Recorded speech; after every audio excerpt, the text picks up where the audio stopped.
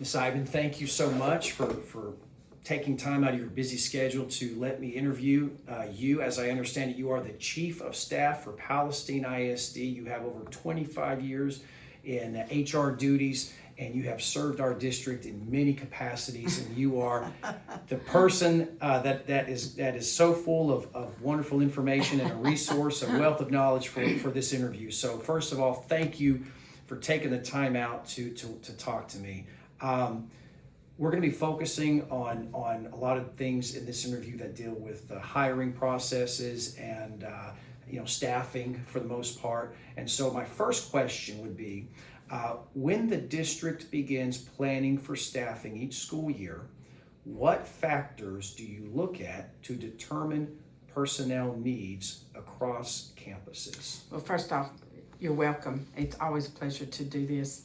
We all started somewhere. I will tell you, this is year 45 for me. Wow. So Wow. It's nice to see people who are interested in the leadership and management positions. So glad to help any way I can. Thank you. Thank you. Thinking about staffing, my first step is I simply take a list of everybody on every campus that we currently have, and I look at if that looks as if the following year, perhaps if one school has 450 kids this year, but it's looking they're going to have 475, that means they have some additional student needs.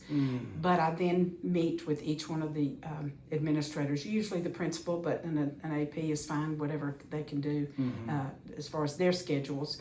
But we need to look at what is a reasonable number of kids. For example, normally I try to staff kindergarten at 18 students per class. Doesn't always stay that way, but we all know that teacher shortage has hit everywhere, so it makes it difficult. Sometimes you have to somewhat reroute and do something different. Right. But and of course, budget always comes into the. I don't know of. I've never worked in a district that didn't have the budget idea in their mind.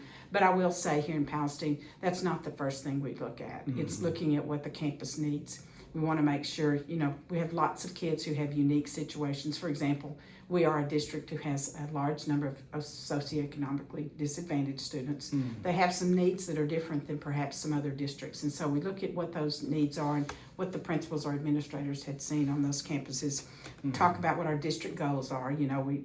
We just finished our Strive to 25 last year, and we're beginning work on that. So we'll be setting long-term goals for what would be district needs and what's happening. So we always look in staffing at that matter. For example, if we plan to have some facility changes so that a different grade level may be served at one campus as compared to now, we look and think, what do we want to do 2 years ahead when that bond improvement thing is finished, so that we are either not overstaffed or try to get where we know where we'll need to be staffed. So there's lots of considerations that are individual as far as campuses and even for specific kids, of course.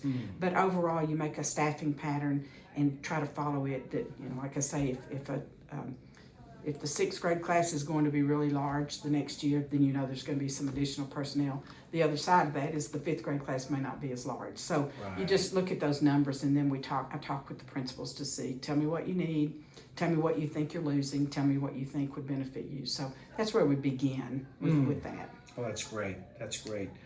Number two, what recruitment strategies have been most effective in attracting strong teachers and staff to the district, especially in those hard to fill areas?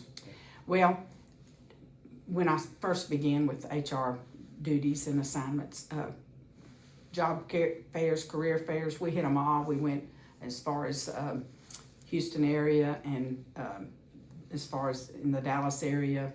Stephen F. and UT Tyler, of course, have always been some of the ones that have drawn the most numbers of certified teachers to us. That's different now. That's not always the best way. We try to do some marketing. Facebook, people of course use social media a lot. They look to see, they look and see, who pays the most and where can I go with the most fun? And young teachers are looking for something different than perhaps those with families who want to settle in. Lots of people come to Palestine saying, this is a lovely place. And I always want to know what draws you here, why are you interested? And most often it's, I looked at the website, I see what you guys are doing, I'm interested in that, or they've had family and they're returning. So both of those are good things. It's always, I try to maintain a good relationship with our universities close to us that supply some teachers. We try to get student teachers, for example, from SFA and UT Tyler especially, because those are places that even if they're not from the Palestine area, they can drive here. It's not too difficult. But we use a lot of social media and advertising, and then just a lot of word of mouth. Of course, we post every opening that we have on our website, and principals have even begun to do their own little and say, look, this is what I have, come here, and this is what we can do for you. So you need to let people know the benefits of being here, and so that's what we try to let them know. So that's good. That's pretty well how we hope to attract people. Yes, that's wonderful. And building on that question in regards to recruitment, and you've given me some great knowledge there. Can you walk me through the district's selection process when hiring new personnel, and what qualities tend to stand out in successful candidates? Maybe this is the interview process or the screening process, references, certifications, just a fitting in the culture, any of the above. And all of those are important things. It's just the manner in which the order in which you take them. The first thing, generally, as I said, we post the positions and watch for the applications. I try to make principals aware of any new applications that have been received. Our principals are great at watching those, so that they want to snatch someone else before someone gets them. So they oftentimes are calling to say, hey, I saw this today and love to interview you if it's someone what they've seen that's interesting. And that might be different on different campuses, but I can talk about what's interesting to me. Right. So the principals generally interview them.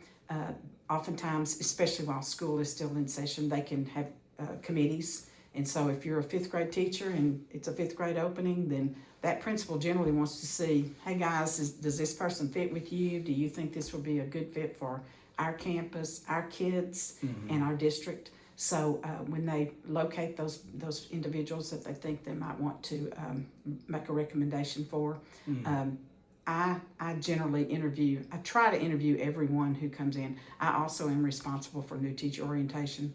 So I really do like to know that I've seen that face, and they've seen my face too. May not remember who I am or what I do, and that's okay. But I like to be able to say, we talked about this, but the first thing I want to know from this, do they love kids? And if they love kids, we can talk a little bit further. And if, there's those people who say, if I say, what made you want to be a teacher? And I hope that they say, I just always have loved kids, or I always wanted to be a teacher. But when they say, the hours are nice, and I have a family, and summer's off, which is not the truth anymore, hardly. But I want to know that they love kids and they care about kids, and they're going to do what we need for kids, because that's the most important. It's the old deal of they don't know how much you know until they know how much you care. That's so true and so fitting for it. So it's kind of one of those things that you start with. And so normally when I do an interview, I find it most interesting and most enlightening, perhaps, when we just begin to talk. Yes. To have to sit and ask, let's see, what I want to know. And they give me a quick, succinct answer. And some of them are okay, of course, but I want them to want to tell me about them and what they want to do and what they aspire to. And if someone comes in and says, I really love kindergarten, and I say, yeah, you might, but if you're E through six, you may get stuck in a second grade classroom, and then we'll transfer you at some point. But if those kinds of things work for them, they seem amenable to what we have to offer, and it seems interesting and exciting to them, then I want to see that. I want to see that. I want to be here kind of deal. That. And then, of course, we go through all, the checking references, and, of course, a criminal history that's very important. And there's now what's called a do not hire registry, which means somebody has something that says, he can't be here, or he's not eligible to be a teacher. And we just, as I said, we just want to make sure they fit into what our district is, because if you don't have, and I don't mean the same beliefs Right. But if you don't think you're supposed to help kids, or we have heard, not necessarily here, but other people talk about, well, I'm a teacher and I'll tell it to them, and if they don't get it, and I think, no, our kids don't get it. Our kids haven't had the opportunities that many districts have, kids who have had those opportunities provided for them. So Right. we just have to have somebody who has compassion and cares about kids. I mean, Yes. that's, like I say, that's my first place. Yes. We do the screening, we do references. Generally, the principals do the references on their campuses, and then they let me know about those. And so then I talk with the principal, and on occasion, a principal might have two that they say, they're both pretty good. Can't decide, would you talk to them and see? And of course, most of the time our principal's right. I'm going to say, I think either one of them would do well, but we have another spot. Ask them if they'll take a third instead of a second or whatever. And so I try to work closely with principals to see what their needs are and to see where they're going to fit best. So makes it kind of nice to have small. I know there's benefits to large schools and other benefits to small schools, but I have 6 principals to work with, and Yes. I love that we've got a great administrative team, and so it's nice, and it's nice to see people moving into this, because you always would like to draw from your district Yes. for people to fill spots, whether it's a teaching spot that's not been really great, or a leadership spot in some capacity, or an AP or a principal. It's because then they've grown through our Yes. system, and it really makes a difference. It's organic. Yes, Yeah, it is. yeah. Yes, it is. That's It's wonderful. real and it's plain. Yes, Yeah, I so love it's that. good. I love it. Yep. How does the district approach compensation decisions, including salary schedules, stipends, and incentives for specialized roles? Well, first off, like I say, I don't know. You don't ever talk to a district that says, we've got so much money we cannot spend it. I've never worked in that kind of situation. Right. But I think, obviously, I will say our leadership at the top, our superintendent, he wants teachers to be awarded and compensated as best we possibly can. And part of that was shown in last year, the $8,000 increase for some teachers, and Right. up to so many years you got $4,000. Right. Well, that left that, I don't mean poor as in financially poor, but the recognition of, look, I've been here 2 years and I've worked hard. And what about me? And so they also got a raise. Oh, and good. so part of the money that was allocated, many people don't realize it, but the pairs, that was all just directed toward teachers. And while teachers deserve it, other people that hang with us do too. Yes. And I can say I've benefited from that all the time, every time it's happened as well. Sure. But paraprofessionals work hard, and thank goodness we have our Grow Your Own program, and it kind of keeps those paras wanting to move into a teaching position, because we do help them financially with their earning their certificate. And so that kind of moves into that. So we've allocated some of our funds to help those people in earning their certificates. We have found that in places like Palestine and rural places, probably you draw from the people you have, because they're going to hang with you, and that's a good thing. And so we look at the teacher pay that we have, of course, and see what we can do to do better. It's just pretty tight most of the time lately. It's really been difficult a little bit. The coaching stipends, basically, we set a scale that says if you do this, then this is your pay. Coaches, I know people fuss about them sometimes. I think they're some of the greatest people we have. Sure. They keep some kids in school and keep them going, and so I can appreciate them very much. But hard to incentivize special situations. For example, speech language pathologist, physical and occupational therapist. You kind of have to look at the market. Yes. And we have a benefit that they don't work 12 months, and when they do in their other positions, often if they're not within a school system. So we just kind of have to look at the market on those and make a decision that we think will draw them in while we're paying as best we can. Right. And we do a lot of trying to make it, for example, we're in need of diagnosticians right now because a couple of them retire and some's moving to another district, things like that. Right. So we try to work it out and say, okay, can we have maybe some special ed diag assistants? They can work, they can facilitate ARDS, they can't do some of the testing and things. So some people pick up a bigger load. Well, with a bigger load, sometimes they get a little bit more pay. And so it knocks it down a little bit as far as the numbers of people who are certified in that area, but it raises those people who are arts facilitators up in their salary because they've perhaps been a paraprofessional, and raises those people who get a little bit more duties assigned to them. So there's a lot to look at that, but we try as best we can. The compensation, you have to just kind of lay it all out at one time and look at everything. You can't do a little bit at a time because then you get in trouble. With missing a group. Right. And you don't want to do that. You want everybody to be as happy as they can be. Amen. Yeah. Well, let's talk about if you were to give some advice to a future campus leader when working with district personnel decisions that impact school culture and student achievement, what advice would that be? What would that look like for you? Okay, advice to someone moving into that? I'm sorry. Yes, I'm sorry. What advice would you give to a future campus leader? Yes, yes. First thing, learn your campus, learn your staff. Jumping in and making rash, big, very impactful changes may be a mistake. And sometimes there's some that have to be made. But I think involving, I've watched through the years those principals who have moved into a new position.